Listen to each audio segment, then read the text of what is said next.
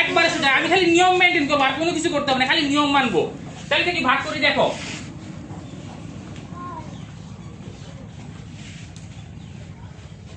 8 দিয়ে কি করতে আমি 1 কে ভাগ করবো, দেখো। আচ্ছা 1 কি 8 এর চেয়ে বড় না ছোট? কি বড় না ছোট? ছোট। 1 8 এর চেয়ে বড়? 1 8 এর চেয়ে কি ছোট? তাহলে 8 এর নামটা করে কি 1 পাওয়া যাচ্ছে? যাচ্ছে না। তাহলে এখন কি করতে পারি? যখন কোন সংখ্যা ভাজ্যের মধ্যে, যখন একটা সংখ্যা ভাগ যাচ্ছে না, তখন তারে শূন্য দিয়ে দিতে হবে। কত দিতে হবে? কারণ শূন্যের নামটা সবকিছু শূন্য। শূন্যের নামটা কি? সবকিছু শূন্য।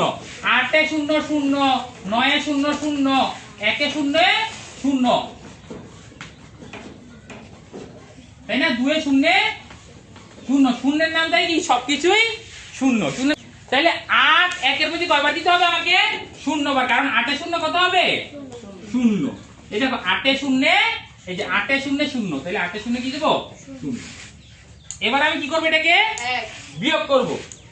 বিয়োগ করলে কত হয়? 1। আচ্ছা এই 1টা কি 8 এর চেয়ে বড় না ছোট? ছোট না? এখন এখন কি করতে পারি? এখন তুমি বলছো এটাকে আবার 0 দিয়ে দেন। তুমি এটা বলতে পারো, এটা কি স্যার আবার 0 দিয়ে দেন? না, এটাকে আমি 0 দিয়ে দিতে পারবো না, কারণ এটা কিন্তু ভাজ্য থেকে কোনো মানে ভাজ্যের কোনো সরাসরি অংশ না। এটা কিন্তু বিয়োগ করে আসছে। কি করে আসছে? বিয়োগ করে আসছে। এটা কিভাবে আসছে? বিয়োগ করে। তো এখন কি করতে পারি? এখন আমার কাজ হচ্ছে, যখন আমি এটা কন্টিনিউ করতে পারতেছি না, তখন ভাজ্যে কি দিব? একটা দশমিক দিব। দশমিক দিয়ে একটা কি নিব? 0 নিব। কি নিব? 0। এখন মনে রাখতে হবে, যখনই আমি ভাজ্যে দশমিক দিব, ভাজ্যে যে জায়গায় দশমিক থাকবে, ভাগফলের ওই লাইন বরাবর কি দিয়ে দিব? আমি একটা দশমিক দিয়ে দিব। তাহলে এখন দেখো, এখন আমি ভাজ্য থেকে একটা এই 0টা নামাইতে পারতেছি না? নামাইলাম। একদম বরাবর নামাই দিব, যেটা যেভাবে আছে ওইভাবে নামাই দিব। তাহলে আমার এটা কত হইছে? 10 কে 8 এর চেয়ে বড় না ছোট? বড়। তাহলে আমি নামটা করে পরে হয় 10 পাইতে হবে, নইলে 10 এর একবারে নিকট যাইতে হবে। বেশি যাওয়া যাবে না। 8 এর নামটা করতে হবে। 8 একে 8 দুগুণে 16। তাহলে কি 10 এর বেশি হয়ে গেল না? তাহলে আমি কতবার যাইতে পারবো? একবার। 8 একে কি? 8 এ 0 বরাবর লিখে দিব। 8 একে 8। এবার আমি বিয়োগ করি। 10 থেকে 8 বিয়োগ করলে 2, এটা আমরা সবাই জানি। আচ্ছা এই দেখো, এখন কত আসলো? 2 আসলো না? এখানে 2 আসলো না? আচ্ছা এখন 2, এই 2টা 8 এর চেয়ে বড় না ছোট? এই 2টা কি 8 এর চেয়ে ছোট? তাহলে আবার আমি কি করতে পারছি না? নামটা করে পাচ্ছি না। তো এখন দেখো, এখন আমরা আগে কিন্তু একটা কাজ করছিলাম, একটা দশমিক দিয়েছিলাম না? একটা দশমিক নিয়ে ফেলছিলাম না? দশমিকের আগে একটা সুবিধা আছে, যে তুমি যদি একবার ভাজ্যে দশমিক দাও, তাহলে তুমি প্রয়োজন মতো ভাজ্যের পরে কি করতে পারবা? 0 বসাইতে পারবা।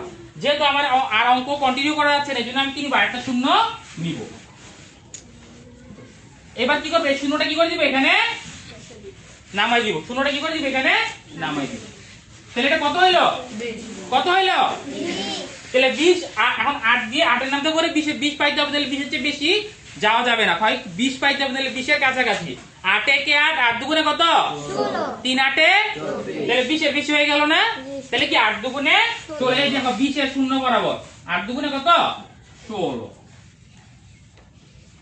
তাহলে এবার দেখো বিয়োগ করি। এখানে 10 ধরতে হবে, 10 থেকে 6 বিয়োগ করলে কত?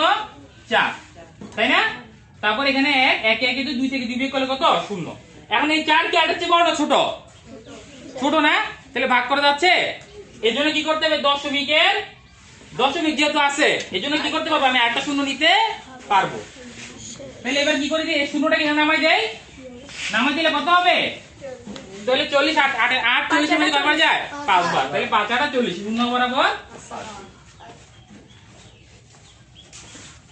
তাহলে রেজাল্ট কত আসলো আমার? দশমিক কি হয়ে গেল? এটা কি হয়ে গেল? নিশ্চিত বিভাজ্য হয়ে গেল এখন। ঠিক আছে? এটা কি হয়ে গেল? এখন 0 হয়ে গেল। তাহলে আমার ফলাফল কত আছে? 0.125। এটাই হলো দশমিকের ভাগ করার নিয়ম। এরকম যতগুলো সংখ্যা থাকবে, এটা ছোট এটা বড়, সবগুলো নিয়ম কি হবে? একই রকম হবে। ঠিক আছে? সবাই তুলছো?